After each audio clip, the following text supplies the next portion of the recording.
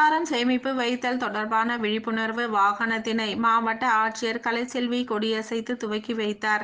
காஞ்சிபுரம் அறிஞர் அண்ணா பேருந்து நிலையம் முன்பு மின்சாரம் சேமிப்பு வைத்தல் தொடர்பான விழிப்புணர்வு வாகனத்தினை மாவட்ட ஆட்சியர் கலைச்செல்வி துவக்கி வைத்தார்.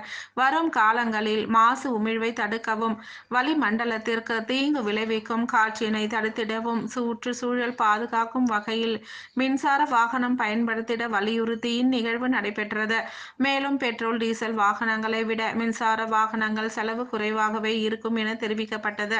இந்நிகழ்வில் மாவட்ட வருவாய் அலுவலர் வெங்கடேஷ், மின்சார வாரிய தலைமை பொறியாளர் சந்திரசேகரன், மேற்பார்வை பொறியாளர் சுனில்குமார், உதவி செயற் பொறியாளர் இளையராஜா, கோட்ட செயற் பொறியாளர் சரவணன், தங்கம், இளநிலை பொறியாளர் கிள்ளிவளவன், ராதாகிருஷ்ணன், வெங்கடேஷ் மற்றும் தினகரன், தர்மலிங்கம் உள்ளிட்ட மின் வாரிய ஊழியர்கள் என ஏராளமானோர் கலந்து கொண்டனர்.